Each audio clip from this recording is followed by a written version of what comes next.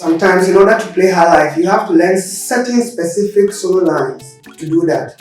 So this is a very quick one, a short one. You have to learn it as it is. Yes, these are about 5 of them for you. My name is Georgespratz. In case you haven't subscribed to my channel, this is the best time to do it, because we are coming your way with very interesting stuff this year.